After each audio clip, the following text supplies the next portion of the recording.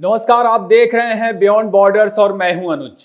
दोस्तों, भारत को चौतरफा घेर कर उसे निपटाने का प्लॉट रचा गया है। पाकिस्तान चीन के साथ हमारे कुछ विभीषण भी पहले से ही घात लगा के बैठे हुए हैं, मगर मोदी के राज में किसी का कोई वश नहीं चला। कश्मीर में छिटपुट घटनाओं को छोड़ दें तो देश के अंदर सभी आतंकी गतिविधियां लगभग ठप हैं। लेकिन राहुल गांधी की नजदीकी रिश्तेदारी में पारिवारिक दोस्त की हैसियत रखने वाले जॉर्ज सोरोस के पैसों के दम पर कब्र में पैर लटका के बैठे जनाब मोहम्मद यूनुस और बीएनपी जमाते इस्लामी के रूप में बांग्लादेश की तमाम जिहादी ताकतों ने शायद दिन का कोई सपना देख लिया है। जिसके खाने पीने का भी ठिकाना नहीं, वह भी भारत के खिलाफ सीमा पर मोर्चा बंदी में जुटा हुआ है, जंग लड़ना चाहता है, रोज उकसा रहा है और एक योजना के तहत भारत को 4 मोर्चों पर घेर कर उलझाने की साजिश का अगुवा बना नजर आ रहा होगा इस वक्त आपको। कैसे और किस तरह, आज के संडे स्पेशल एपिसोड में बियॉन्ड बॉर्डर्स के इसी विषय पर विस्तार से चर्चा होगी। और इसके काउंटर में समंदर, धरती, आसमान को लेकर मोदी की सरकार और भारत की सेना ने किस तरह एक जोरदार फुलप्रूफ प्लानिंग की है, जिसकी वजह से बांग्लादेश में हाहाकार मच गया है, लोग खौफ में राशन पानी इकट्ठा कर रहे हैं इस वक्त।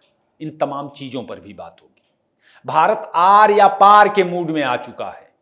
जिन्हें लग रहा भारत कुछ नहीं कर रहा, मोदी सरकार कुछ नहीं कर रही, मोदी चुप बैठे हैं, उन्हें आज के अंक में पता चलेगा कि भारत क्या कुछ कर रहा है, तरीके से जैसे करना चाहिए। ज्यादा से ज्यादा रीच के लिए खूब लाइक करें, शेयर करें और अपनी राय भी जरूर दें। दोस्तों, भारत के खिलाफ 4 मोर्चे क्या हैं? भारत के खिलाफ पहले मोर्चे पर बांग्लादेश तनकर खड़ा है। दूसरा मोर्चा पाकिस्तान का होगा। दोनों मिलकर, पाकिस्तान अभी नजर नहीं आ रहा सीन में, लेकिन दोनों मिलकर एक साथ भारत पर हमला करने की तैयारी कर रहे हैं। 1971 में ईस्ट वेस्ट पाकिस्तान को दोहराने की कोशिश है। बस आज की तारीख में देश अलग है। पाकिस्तान हथियार, इंटेल और ट्रेनिंग के लिए अपनी सेना के अफसरों और आतंकियों को बांग्लादेश भेज रहा है। चीनी आयात के नाम पर जहाजों में गोला बारूद और हथियार पहुंचाया जा रहा। कई कंटेनर ऐसे भी बांग्लादेश में पाकिस्तान से पहुंच रहे हैं जिन्हें बिना कस्टम क्लियरेंस के मिलिट्री एरिया में ले जाया जा रहा है। उसमें क्या होगा समझा जा सकता है, किसी को भी समझना मुश्किल नहीं है।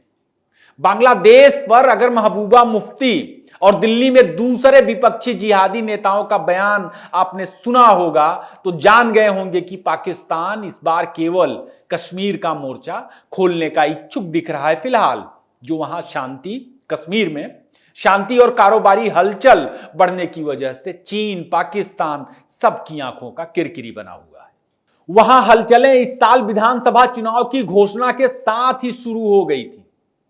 तीसरा मोर्चा चीन का है, जो बांग्लादेश और पाकिस्तान को प्रॉक्सी की तरह इस्तेमाल करेगा, पैसे, हथियार और इंटेल देगा। चीन ने पाकिस्तान की नेवी को मजबूत बनाने के लिए कुछ पनडुब्बियां और जहाज दिए हैं। भूखा पाकिस्तान जोर शोर से अपनी नेवी को अपग्रेड कर रहा है उस वक्त जब उसके पास खाने तक को पैसे नहीं है। जाहिर है चीन के पैसों का बैकअप उसे मिल रहा है। किस लिए मिल रहा है समझना मुश्किल नहीं। चीन भारत के खिलाफ फिलहाल सामने से आने की स्थिति में नहीं है। और चौथा मोर्चा Trump, Modi, Putin, Netanyahu, Elon Musk, Gautam Adani के खिलाफ उनके दुश्मनों यानी डीप स्टेट, दुनिया की लिबरल जमात, जॉर्ज सोरोस जैसे उनके फाइनेंसर और भारत में मौजूद उनके राजनीतिक दलालों और भारत का आधार कार्ड रखने वाले नमक हरामों का है। इनका चौथा मोर्चा है। कुल मिलाकर मोदी के खिलाफ यही 4 मोर्चों का व्यूह रचा गया है। यह व्यूह क्यों है, किस तरह है, इसका बैकग्राउंडर बियॉन्ड बॉर्डर्स के कई एपिसोड में पिछले तफसील से बताई गई है। अब इसे काउंटर करने के लिए मोदी का प्लान क्या है, जिस पर एक्शन शुरू भी हो चुका है, आइए इसे समझते हैं। डीप स्टेट खार खाया हुआ है। खार खाने की वजह है, कई वजह हैं।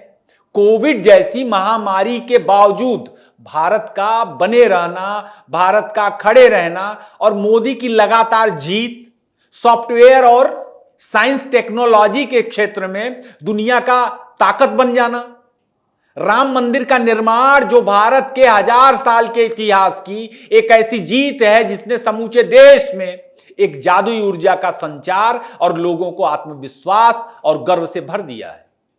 सिर्फ गौतम अदानी ही नहीं, अदानी तो अगले 2-3 सालों में मस्क के बाद दुनिया का दूसरा $1 ट्रिलियन कारोबारी बनने की दिशा में बढ़ चुके हैं, जिसकी भविष्यवाणी पश्चिमी संस्थाओं ने ही की है। भारत में अदानी के अलावा, अंबानी के अलावा, टाटा के अलावा, बिरला के अलावा भारत में स्टार्टअप की वजह से नए नए करोड़पति अरबपतियों की बढ़ती संख्या भी उनकी परेशानी की वजह।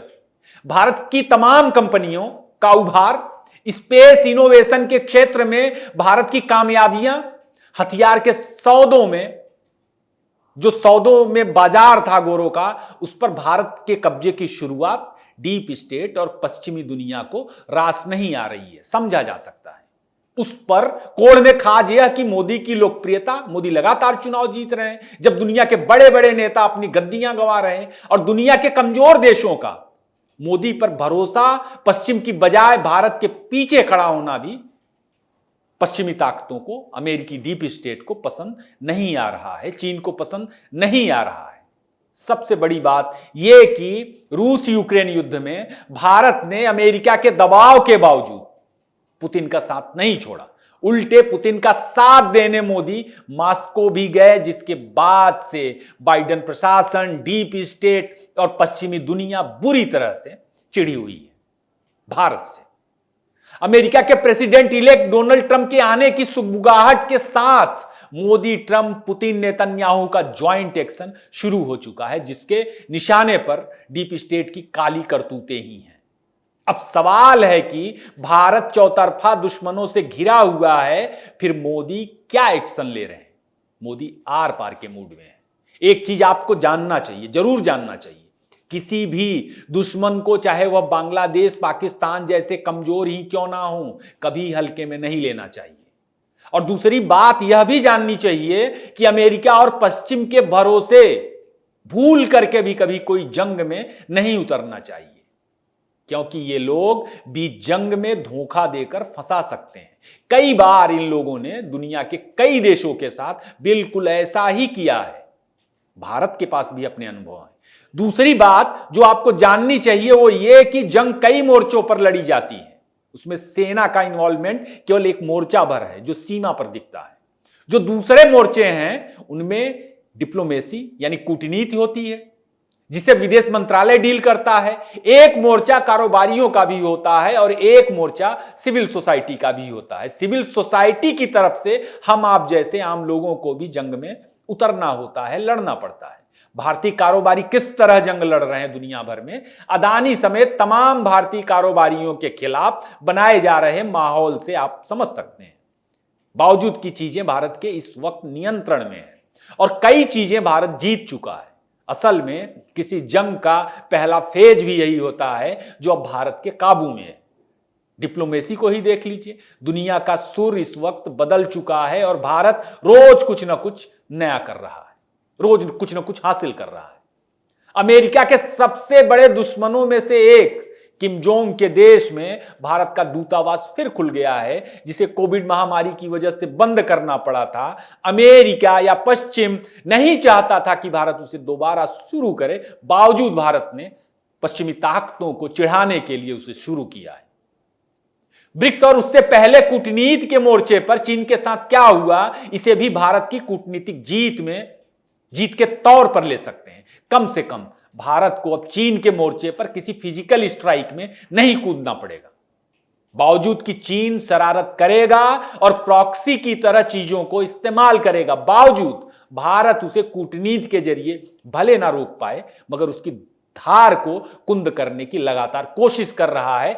और इसी के तहत दिल्ली में अजीत डोवाल का चीनी समकक्ष उनसे मिलने आ रहा है। ब्रिटेन ने बांग्लादेश के मसले पर हाल फिलहाल क्या कुछ किया आपको पता चला ही होगा। और जब डोनाल्ड लू भारत में अमेरिकी स्टेट डिपार्टमेंट का चीनी एजेंट अपने नेटवर्क को एक्टिव करने भारत आ रहा था, शेख हसीना ने अमेरिका में अपने काडर को ऑनलाइन संबोधित किया। उस वक्त लू भारत में था और सीधे मोहम्मद यूनुस को जिहादी नरसंहार करने वाला बताया। उस यूनुस को जो शेख हसीना का तख्ता पलटकर आंदोलनकारी छात्र नेता के साथ अमेरिका पहुंचा था और क्लिंटन के साथ उसकी तस्वीर सामने आई थी। इसी यूनुस के लिए अमेरिका ने माहौल बनाया था। यह भारत की कूटनीतिक जीत ही है कि अब अमेरिका को शर्मिंदा होने की वजह से सरेआम बांग्लादेश में हिंदुओं के नरसंहार का मामला उठाने को मजबूर होना पड़ा है। ब्रिटेन ने अपनी संसद में उठाया था, जिसको शुरू में आपको बताया गया। बांग्लादेश के खिलाफ ब्रिटेन ने ट्रैवल एडवाइजरी जारी की और कई देश कतार में है। और तालिबान भारत से गिड़गिड़ा रहा कि बस भारत एक हां कर दे तो वह पाकिस्तान की बैंड बजा देगा।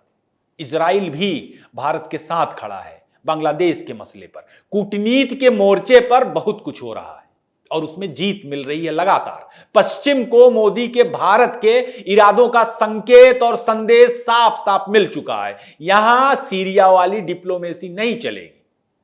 रक्षा मंत्री राजनाथ सिंह रूस में है इस वक्त। 9 दिसंबर को आईएनएस सुशील कमीशन्ड होगा। रूस राजनाथ के साथ कई रक्षा समझौते कर रहा है, भारत के साथ कई रक्षा समझौते कर रहा है, भारत में तमाम हथियार बनाने को तैयार है, भारत को अपने तमाम घातक हथियार दे रहा है। भारत को हिंद महासागर में बांग्लादेश और पाकिस्तान के जरिए चीन किस तरह घेरना चाहता है, क्या करना चाहता है, इसका अंदाजा मोदी को है, भारत को है। अभी हाल ही में भारत ने घातक K4 मिसाइल टेस्ट की थी। ये न्यूक्लियर कैपेबल सबमरीन मिसाइल है, बेहद खतरनाक। इससे पहले नवंबर के मध्य में भारत ने अपनी पहली लंबी दूरी की हाइपरसोनिक मिसाइल टेस्ट की थी। यह दुनिया के कुछ गिने चुने देशों के पास है। भारत ने हाल के कुछ महीनों में कई टेस्ट किए हैं, कई चीजें अपग्रेड की हैं, बावजूद कि जिस तरह से भारत के दुश्मनों का घेरा चारों तरफ है, नजर आ रहा है, अभी भी बहुत कुछ करने की जरूरत है। मजेदार यह है कि भारत ने जिन हथियारों का टेस्ट किया है उन्हें भारतीय कंपनियां बहुत तेजी से बना रही हैं। सेना को ढेर सारे हथियार सुपुर्द किए जा रहे हैं और पाकिस्तान से लगने वाली सीमा पर एयरफोर्स का जोरदार अभ्यास भी शुरू हो गया है। आपने कल परसों देखा होगा। भारत चूहों का शिकार करने के लिए बिल्कुल तैयार बैठा है। बस भारत की एक पॉलिसी है, पहले हमला नहीं करेंगे और हमला होगा तो इतना तगड़ा जवाब देंगे कि दुश्मन को दूसरा हमला करने के लायक छोड़ेंगे नहीं। सरकार ने अमेरिकी डीप स्टेट पर भी धावा बोला है और सरेआम धावा बोला है। संसद में सुधांशु त्रिवेदी का हमला, भाजपा के प्रवक्ता संबित पात्रा की प्रेस कॉन्फ्रेंस, सिर्फ कांग्रेस ही नहीं, उससे अमेरिका तक को परेशानी पहुंची है। अमेरिका बाप बाप करने लगा है और भारत में उसके दूतावास ने बीजेपी के प्रवक्ता संबित पात्रा के आरोपों पर जवाब देने को आगे आया है। उसका दूतावास, अमेरिका ने कहा कि वह भारत के आंतरिक मामलों या भारत की सरकार को अस्थिर करने का कोई प्रयास नहीं कर रहा। अमेरिका ने रिएक्ट किया। इसका मतलब है कि अब अमेरिका को भी मोदी के भारत का, नए भारत का, उसके मूड का अंदाजा लग गया होगा। बाकी वह क्या करता है, अमेरिका क्या करता है, दुनिया इसे अच्छे से जानती है।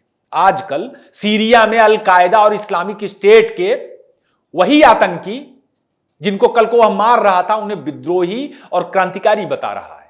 कल तक इन्हीं आतंकियों के सफाए के नाम पर अमेरिका ने दुनिया भर में ना जाने कितने लोगों का नरसंहार किया, कितने लोगों की जानें ली। अमेरिका की पाखंडी लिबरल सरकार ने लोगों का खून बहाया। बाकी कांग्रेस से क्या ही उम्मीद की जाए। जॉर्ज सोरोस के नाम पर आरोप लगाए जाने से कांग्रेस को परेशान नहीं होना चाहिए। राहुल गांधी के परिवार का सोरोस के साथ पारिवारिक रिश्ता है। अदानी पर भी राहुल को समझ लेना चाहिए। एंडरसन को, विजय माल्या को, कात्रोची को देश भूला नहीं है अभी। एलोन मस्क के पार्टनर और मस्क के बाद दुनिया का दूसरा बड़ा $1 ट्रिलियन कारोबारी बनने वाले अदानी क्यों निशाने पर है, देश बखूबी जान चुका है और चुनाव में मुद्दा बनाने के बावजूद खारिज कर चुका है। कांग्रेस को क्वात्रोची, एंडरसन के साथ बिजनेस करने में मजा आता है। गोरी चमड़ी के हैं ना। मोदी का एक्शन भारत के अंदर की देश विरोधी ताकतों पर साफ साफ दिख रहा है। कांग्रेस अलग थलग पड़ गई है। ममता बनर्जी साथ छोड़कर जा चुकी हैं, सपा ने भी लगभग किनारा कर लिया, हेमंत सोरेन भी अलग अलग चलते नजर आ रहे हैं। बाकी कांग्रेस से क्या ही उम्मीद की जाए, जो पार्टी अपनी नेता इंदिरा गांधी की हत्या को कनाडा में जश्न की तरह मनाने पर चुप रहे, 84 के दंगों को कनाडा की सरकार सिखों का नरसंहार साबित करने पर तुली है, उस पर कोई प्रतिक्रिया ना दे, उससे कोई उम्मीद करना बेकार है, बावजूद कि 84 में नरसंहार ही हुआ था सिखों का। कांग्रेस फिलहाल अमेरिकी स्टेट डिपार्टमेंट की रिपोर्ट के आधार पर मोदी अदानी को घेरने में व्यस्त है। शायद उसे कोई टास्क मिला हो और इसे आप उनके सोशल मीडिया हैंडल पर जाकर के देख सकते हैं, कोई हवाई बात नहीं है। बाकी जनता का सवाल, उसका दबाव सब पर है। देश के अंदर मौजूद ताकतों पर जोरदार एक्शन हो रहा और सिविल सोसाइटी किस तरह से बांग्लादेश के मसले पर समूचे देश में रिएक्ट कर रही है, उसे आप देख रहे होंगे। धरती, समंदर, आसमान में बहुत कुछ चल रहा है। धैर्य रखें। विक्रम मिस्री के वापस बांग्लादेश से आने के बाद जनवरी की शुरुआत के बाद वह सब कुछ होगा जो भारत के दुश्मनों ने कल्पना तक नहीं की होगी। आज के लिए बस इतना ही। वीडियो आपको कैसा लगा जरूर बताएं, इसे साझा करें, लाइक करें। फिर किसी नए विषय के साथ मुलाकात होगी। तब तक कैपिटल टीवी के दूसरे एपिसोड्स को देखते रहें। आपका दिन शुभ हो।